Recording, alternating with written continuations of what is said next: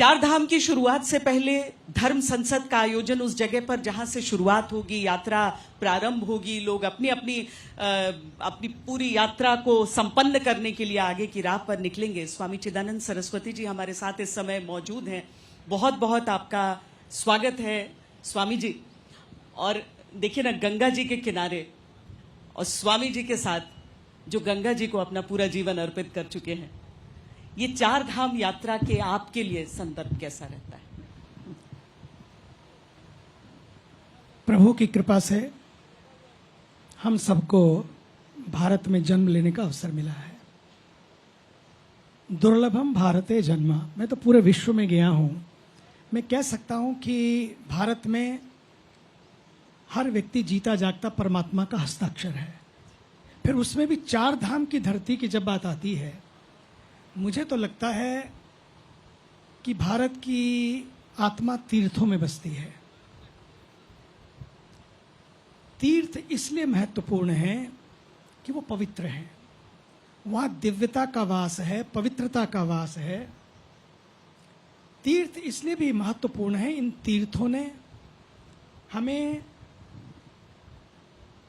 उसकी चैतन्य सत्ता से जुड़ने का अवसर दिया है। ये चार धाम के ये मंदिर, बद्रीनाथ, केदारनाथ, गंगोत्री, यमुनोत्री, केवल पत्थरों से बने मंदिर नहीं है, बल्कि परमात्मा की जो चैतन्यता है उसका साक्षात दर्शन वहां मिलता है। चार धाम की यात्रा, मुझे तो लगता है ये श्रद्धा की यात्रा है, आस्था की यात्रा है। चार धाम की यात्रा ये श्रद्धा से सेवा की यात्रा है। ये प्रकृति से परमात्मा की यात्रा है। ये संस्कृति से मुझे लगता है कि संवाद की यात्रा है। ये चार धाम की यात्रा केवल तीर्थ यात्रा नहीं है, बल्कि स्वयं को तीर्थ बनाने की यात्रा है। तीर्थ वही है जो तारता है, जो उद्धार करता है। लेकिन व्यक्ति केवल तीर्थ पर जाए, तीर्थ उद्धार करे, ये तो बात ठीक है। लेकिन व्यक्ति तीर्थ पर जाए, स्वयं को तीर्थ बना ले और फिर तीर्थ का जो कार्य है वो स्वयं में करने लगे। तीर्थ का अर्थ है केवल वहां जाकर उस मूर्ति से जुड़ना नहीं, उस प्रभु से जुड़ना नहीं, बल्कि उस प्रभु के साथ साथ स्वयं से जुड़ने की यात्रा तीर्थ की यात्रा है। जब व्यक्ति स्वयं से जुड़ जाता है तो फिर व्यक्ति पूरे विश्व से जुड़ जाता है। और स्वयं से जुड़ने के लिए उस स्वयंभू से जुड़ने की यात्रा तीर्थ यात्रा है। तीर्थ यात्रा मुझे तो लगता है कि एक नए ढंग से स्वयं को जानने की यात्रा है। तीर्थ यात्रा में तपस्या होती है, साधना होता है, स्मरण होता है। और ये साधना, स्मरण, सेवा और समर्पण की यात्रा है। तीर्थ यात्रा में व्यक्ति जब जाता है तो व्यक्ति दूसरों से जुड़ता है। कितने लोगों को मिलता है, वहां की भाषा, वहां का भोजन, वहां के भाव, ना जाने कितने तरह से वो समाज से जुड़ता है। जब वो समाज से जुड़ता है तो समाज के साथ एक रिश्ता बनता है। और आज ये बहुत जरूरी है तीर्थ यात्रा पर आना, क्योंकि आज तो रिश्ते भी किश्तों में बनने लगे हैं। मतलब है तो रिश्ते हैं, और वो रिश्ते भी जितना मतलब उतनी किश्तें, जितनी किश्तें उतने रिश्ते। इसलिए ये केवल किश्तों का जीवन ना बन जाए, ये रिश्तों का जीवन हो। और रिश्तों में भी, जीवन में कितने रिश्ते हैं ये जरूरी नहीं है, लेकिन रिश्तों में कितना जीवन है ये बहुत जरूरी है। तो रिश्तों में जीवन देने वाला जो तत्व है वो है तीर्थत्व। तीर्थ में वो रिश्ता जुड़ता है, तीर्थ में वो कनेक्शन जुड़ता है। तीर्थ का अर्थ है, हमने कुंभ मेला में भी देखा, महाकुंभ में देखा, कितने सारे लोग, हर्षवर्धन भी आते थे, सम्राट, वो सारा का सारा लुटा देते थे समाज के लिए, सबके लिए। कोई भूखा नहीं जाता था। आज भारत के ऊर्जावान तपस्वी प्रधानमंत्री जी ने यही तो किया।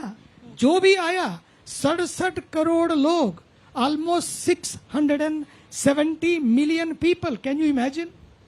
These many people and no one slept hungry.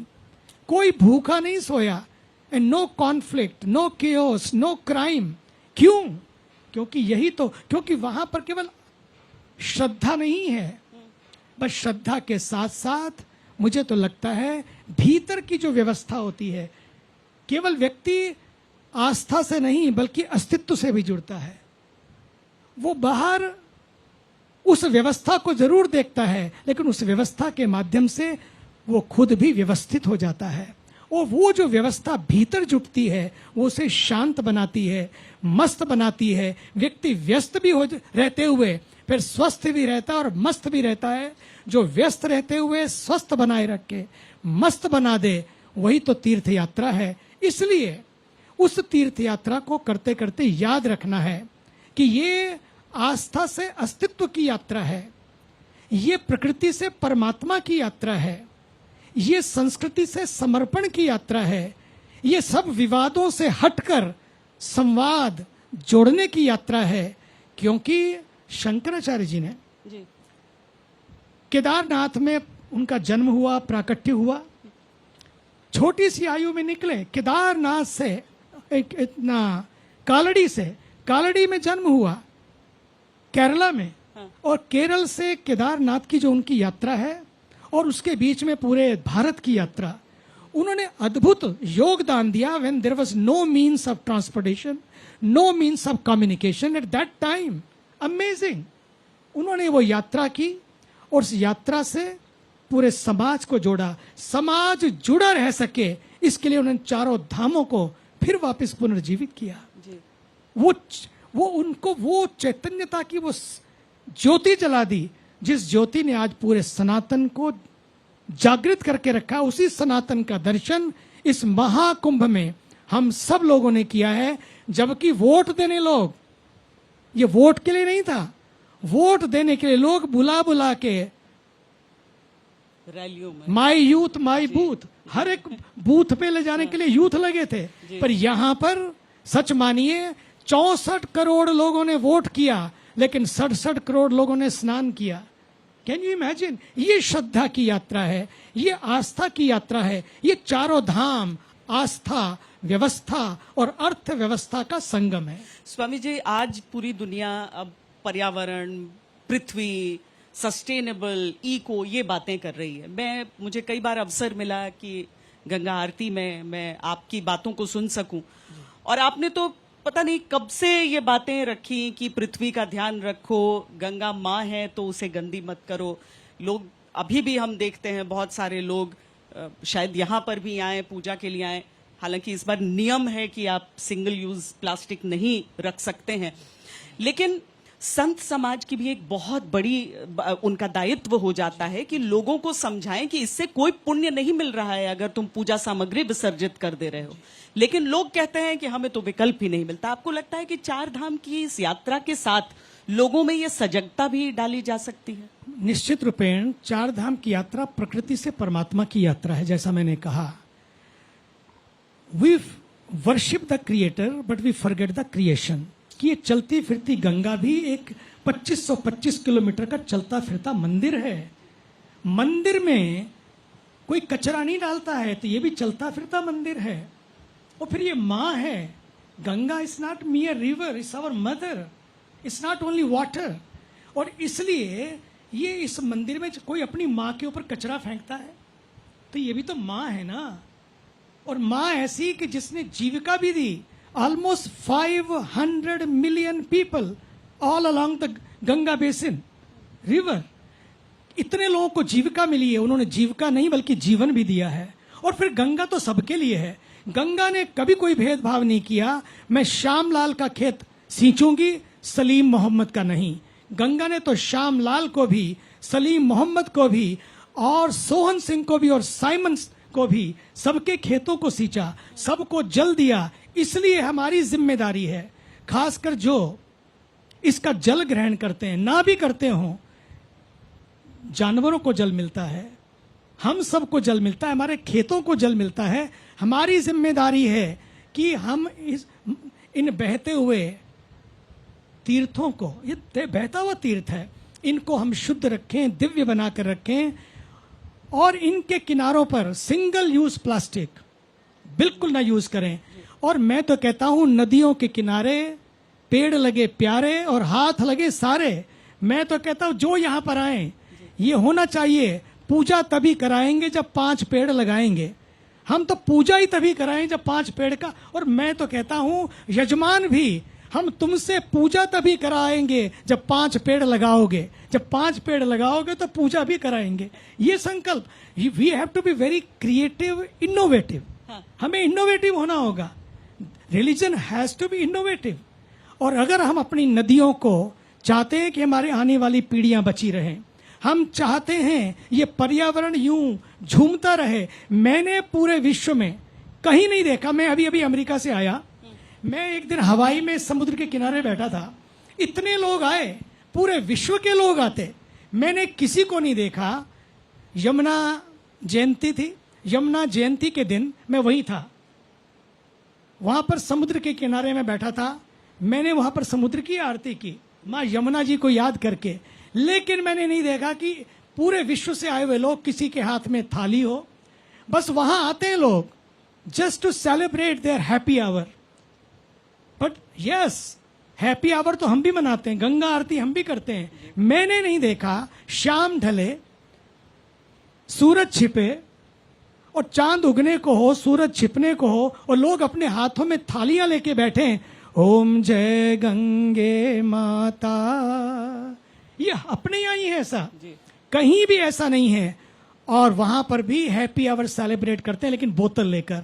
यहाँ गंगा के तट पर लोग बोतल लेकर नहीं, बल्कि भक्ति के पद से बैठे हैं। यहाँ पर लोग पार्टी के लिए नहीं, बल्कि मैं तो समझता हूं पिकनिक करने के लिए नहीं, बल्कि परमात्मा से जुड़ने के लिए, स्वयं से जुड़ने के लिए लोग यहाँ पर आए और इन नदियों को बचा कर रखें। ज्यादा से ज्यादा पेड़ लगाएं। अपने जन्म दिवस पर, अपनी वेडिंग एनिवर्सरीज पर अब लोग यहाँ आते हैं ये मनाने के लिए।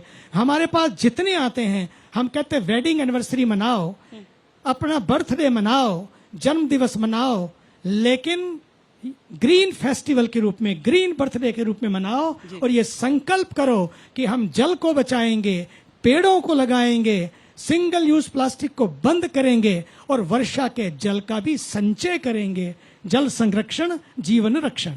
स्वामी जी, एक बात बहुत सुंदर आपने कही कि प्रकृति धर्म जाति नहीं देखते। आपने कहा कि जब गंगा जल खेतों को सींचते हुए आगे बढ़ती है तो वो नहीं पूछती कि तुम्हारा नाम क्या है, पर आतंक ने पूछा कि तुम्हारा नाम क्या है, और उसके आधार पर हत्याएं, निर्मम हत्याएं की गई। पहलगाम की उस घटना ने कितना झकझोरा आपको? सच मानिए, पहलगाम की उस घटना ने भीतर तक झकझोर उठा। केवल आंखों की पलकें नहीं, बल्कि हृदय की पलकें भी गीली हो उठी। आत्मा तक में लगा कि ये क्या, कलमा पढ़ो नहीं तो कलम हो जाओगे, सर कलम हो जाएगा। कपड़े उतारो, पैंट उतारो, ये कैसी इंसानियत है। और वो भी, उसकी पत्नी बैठी है, बच्चे बैठे हैं, बच्चों के सामने। मुझे नहीं लगता है कि ये इंसानियत है। मुझे लगता है कि पहली बार मुझे लग रहा है कि इस तरह से जो किया गया धर्म के नाम पर, बहुत दिनों से हो रहा है, लेकिन इस बार तो हद ही कर दी। मुझे तो लगता है कि ये इस्लामिक आतंकवाद है। ये केवल इतना आतंक नहीं है, ये इस्लामिक आतंकवाद है और इससे बचना चाहिए। और ये मैं तो कहता हूं सभी मौलवी से, सभी मौलाना से, सभी धर्म गुरुओं से, कि हिंसा कभी धर्म नहीं हो सकता। जो नफरत सिखाए वो कभी धर्म नहीं हो सकता। जो धर्म पूछकर हत्या करे, हत्या करना, हिंसा करना, वैसे भी अधर्म है। कहां लिखा है कुरान में, कहां लिखा है किसी आयत में कि किसी को इस तरह से, वो तो कहते किसी को दुख भी नहीं देना चाहिए जी। लेकिन आप वहां पर कहते हैं कि कलमा पढ़ो। क्या तुम मुसलमान हो कि हिंदू हो? मुझे लगता है कि यह मानवता के प्रति किया गया सबसे बड़ा अपराध है। मानवता भी शर्मा रही है, इंसानियत भी लहूलुहान कर दी गई। इसलिए मैं तो सभी धर्म गुरुओं से कहना चाहूंगा, खासकर मेरे क्योंकि हिंसा हिंसा है, वो कहीं भी हो। लेकिन खासकर मेरे सभी उलेमा से, सभी मौलवियों से, सभी काबिल एहतराम मौलानाओं से, वो आलिमों से कहना चाहूंगा कि अब समय आया है ये बताने का अपने समाज को कि नफरत से कभी किसी का नफा नहीं होता और मोहब्बत में कभी किसी का नुकसान नहीं होता। इसलिए नफरत से नहीं, कुछ भी नहीं होगा। आप देखते हैं पहलगाम की घटना, पहले पुलवामा में हुआ, फिर पहलगाम में हुआ, और ये पहलगाम की घटना से एक नई पहल होनी चाहिए, एक नई पहल होना चाहिए। Enough, done is done, enough is enough, no more. और इसलिए भारत के ऊर्जावान यशस्वी प्रधानमंत्री, ये भारत का सौभाग्य है। मैं तो कहता हूं वर्षों बाद ना तो ऐसा प्रधानमंत्री मिला था और ना मुझे नहीं लगता है कितनी जल्दी मिलेगा, कि जिनका हर पल समाज के लिए है। क्या होने जा रहा है किसी को कहना नहीं है, जब हो जाएगा तब लोगों को पता लगे। लोग कहते हैं कई दिन बीत गए, कुछ भी नहीं किया, बातें कर रहे हैं। बातें नहीं कर रहे हैं, चीजें ऐसे नहीं होती हैं। Failing to plan is planning to fail. If you don't plan well, you are bound to be fail. Here we are not to be fail, we are here to be to achieve success. इसलिए मैं तो कहता हूं वो रोष में आकर नहीं, जोश में आकर नहीं, प्रतिशोध में आकर नहीं, बदला लेने के लिए नहीं, लेकिन आने वाले समय को बदला जा सके ताकि कभी भी फिर इस तरह की घटनाएं ना हो। युक्तिपूर्वक कायदे से क्या क्या किया जा सकता है ताकि आने वाली सदियों में लोगों को पता लगे कि नहीं, भारत में नफरत के लिए कोई स्थान नहीं है। इस देश में दो संस्कृतियों ने जन्म लिया, एक कसाब की संस्कृति ने, कलाम की संस्कृति ने, और एक ऋषियों की संस्कृति ने, जिस धरती पर हम बैठे हैं। और कसाब की संस्कृति का कभी सम्मान नहीं होता है हमारे देश में। कलाम भी थे, कलाम के लोग कलमे पढ़ रहे हैं आज लोग। और कसाब को किस किस ने याद किया? जिनके दिल नफरत से भरे थे, जिनके दिलों में नफरत थी, जिनके दिलों में इंसानियत के लिए कोई जगह नहीं है, वही लोग ऐसे तथ्यों को, ऐसी बातों को स्वीकृति प्रदान करते हैं। मैं समझता हूं समय आ गया है, समय आया है कि हम सब मिलकर एक नए भारत का निर्माण करें। हिंसा से नहीं, अहिंसा से, विध्वंस से नहीं, एक नए निर्माण से, किसी को मार काट करके नहीं, बल्कि एक दूसरे के साथ जीकर भारत का, एक नए भारत का निर्माण करें।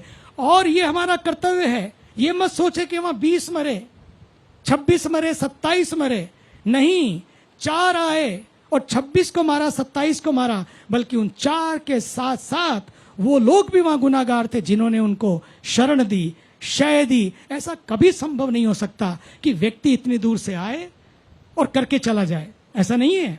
अपने ही लोग, वहां के लोगों ने उनको अपने घरों में रखा होगा। कितने खच्चर वाले, कितने घोड़े वाले, कितने लोग थे। इतने लोगों के सामने मार देना और कोई बोल नहीं रहा है, कोई वीडियो नहीं बना रहा है कि यार देयर इज ए प्रूफ। किसी ने कोई प्रूफ नहीं दिया। अमेजिंग है ये। इसका मतलब है ये नफरत दिलों में भरी है। इसलिए इन नफरत की दीवारों को तोड़ना होगा और जो छोटी छोटी दरारें भरी जा रही हैं उनको अब तोड़ना होगा और दिलों को जोड़ना होगा। और उसके लिए भारत के प्रधानमंत्री सदैव बात करते हैं, आइए मिलकर इस देश का निर्माण करें। महाभारत हुई थी कभी, हम महाभारत नहीं करना चाहते हैं, नहीं करना चाहते महाभारत, लेकिन जिस यात्रा में हम चले हैं, महान भारत की यात्रा में, महान भारत के निर्माण की यात्रा में, लेकिन जब कुछ ऐसे बदनुमा दाग लगते हैं तब उस समय में जब मजबूर कर देता है कोई कि हमें एक संस्कृति की रक्षा करनी है, एक कल्चर की रक्षा करनी है, नफरत के इस माहौल को मिटाना है, तो फिर कई बार आगे आकर उस हमलों का भी जवाब देना पड़ता है, उन हादसों को भी जवाब देना पड़ता है ताकि कोई और हादसा ना हो, ताकि कभी और हमला ना हो। इसलिए मैं तो कहना चाहूंगा, अपने उन मस्जिदों से, अपनी उस अजान के साथ एक और अजान होनी चाहिए कि अब समाज में किसी का नुकसान नहीं होगा, किसी का कोई भी कत्ल नहीं होगा। ये इंसानियत का कत्ल, वो भी धर्म के नाम पर, ये ऐलान होना चाहिए कि ये इस्लाम नहीं है। ये ऐलान होना चाहिए कि ये इंसानियत ने, मुझे तो नहीं लगता है कि अल्लाह इस पर खुश होंगे, कभी नहीं हो सकता। हम जब कहते हैं अहिंसा परमो धर्म और धर्मो रक्षति रक्षिता, इस समय कौन से संस्कार आगे हमें बताएंगे? हमारे यहाँ कहा गया है अहिंसा परमो धर्म, अहिंसा ही रास्ता है। War is not the way, हिंसा is not the way, peace is the way. But जब उस धर्म पर ही आघात होता हो, देश की संस्कृति पर आघात होता हो, देश की अस्मिता और अखंडता पर आघात होता हो, तो फिर राजधर्म एक ही रह जाता है, और वो होता है उस राजधर्म के माध्यम से उस हिंसा का प्रतिशोध हिंसा के साथ देकर। इसका मतलब हिंसा रक्षण के लिए है, वहां हिंसा केवल किसी को मारने के लिए नहीं बल्कि रक्षा के लिए है। उस रक्षा के लिए और आत्मरक्षा के लिए भी कभी हिंसा को बुरा नहीं कहा गया है, लेकिन हिंसा is the last choice, last choice. लेकिन लास्ट चॉइस करते करते करते करते जब इतना हो जाए कि व्यक्ति खुद ही डूब जाएगा, तो लगता है कि खुद को बचाए रखने के लिए उस समय, और यहां खुद को बचाने की बात नहीं है, यहां भारत को बचाने की बात है, भारतीय संस्कृति और उस अस्मिता, उसकी अखंडता को बचाने की बात है। जब उसकी बात आती है, महात्मा बुद्ध से भी एक बार कहा था किसी ने, ध्यान कर रहे हैं लेकिन ध्यान है ये मेरे लिए है, लेकिन अगर अटैक होता है तो मैं उस समय ये ध्यान छोड़कर भी ऊपर उड़ जाऊंगा। देखिए वहां भी उन्होंने ध्यान को नहीं, फिर देश के ध्यान को ध्यान दिया। आज हर सैनिक अगर वो बैठा है बॉर्डर के ऊपर, किसके लिए बैठा है वो? उसके यहां भी दिवाली होती है, उसके यहां भी होली होती है, उसके यहां भी करवा चौथ होता है। वो अपने करवा चौथ के व्रत को भी छोड़कर, वो अपनी होली और दिवाली को भी छोड़कर वो गोलियां खाने को मजबूर होता है, गोलियां खाने के लिए तैयार होता है। किसके लिए? हम सब के लिए। और उस हम सब में बाकी सब नहीं आते हैं क्या? इसलिए भारत के ऊर्जावान प्रधानमंत्री ये प्रयास कर रहे हैं, गालियां खाकर भी गोलियां नहीं चलवा रहे, गालियां खाकर भी गले लगाते रहे, लेकिन इसके बाद समय तो आता है। शिशुपाल ने भी तो कितनी गालियां दी, कृष्ण सुनते रहे, लेकिन उनका and is and, enough is enough. जब 100 बार हो गया, इसका मतलब 1 बार 2 बार 3 बार, तो उसके बाद भी जब नहीं हुआ तो उसके बाद उन्होंने उसका वध किया। वो वध होना अहिंसा है। हम वापस चारधाम यात्रा की तरफ आते हैं। लोगों के मन में हो सकता है थोड़ा संकोच हो कि जिस तरीके से पहलगाम में हमला हुआ, कहीं यहां पर भी सुरक्षा की दिक्कतें ना हो, लेकिन किस आश्वासन के साथ लोग यहां पर पहुंचे? आप तो इस भूमि पर रहते हैं। मैं तो बचपन में आया इस भूमि में और आज तक हूं। मैं कहना चाहता हूं उत्तराखंड सुरक्षित है। यहां भय का वातावरण नहीं बल्कि भाव का वातावरण है। भारत के ऊर्जावान प्रधानमंत्री जी को भी विशेष प्यार है, और साथ ही साथ उत्तराखंड के मुख्यमंत्री, युवा मुख्यमंत्री हैं, very active, very creative, very innovative, और वो हर समय इस बात में लगे रहते हैं कि ये 4 धाम की यात्रा केवल 4 धाम की यात्रा नहीं बल्कि ये जीवन की यात्रा है, जीवन को प्राण देने वाली यात्रा है, जीवन को एक नई ऊर्जा देने वाली यात्रा है, जीवन को एक नई चैतन्यता देने वाली यात्रा है। ये विराट चैतन्य के, सनातन के उस विराट स्वरूप के दर्शन की यात्रा है। इसलिए मैं सबसे कहना चाहिए, आइए उत्तराखंड चलें, आइए चारों धाम चलें। चारों धाम की इस यात्रा में मैं सबसे कहूंगा, आओ जुड़ें, जोड़ें सबको, बिल्कुल भयभीत ना हो। यहां आए, और यहां पर जब आए तो पर्यटन की दृष्टि से नहीं बल्कि तीर्थाटन की दृष्टि से आए। Less chatting and more chanting. मुझे याद है, यस, लेस चैटिंग, गप नहीं करते करते जाएं बल्कि जब करते करते जाएं। मुझे याद है रामानंद सागर जी जब वो जाने लगे थी चारों धाम की यात्रा पर, अपने पूरे परिवार को लेकर आए। बच्चे छोटे छोटे थे, आज तो सारे एक्टर बन गए, उनके बच्चे हो गए। वो सब मेरे पास आए तो बोले 4 धाम की यात्रा में आ रहे हैं, बच्चों को कुछ संदेश दीजिए, कैसे करें 4 धाम की यात्रा।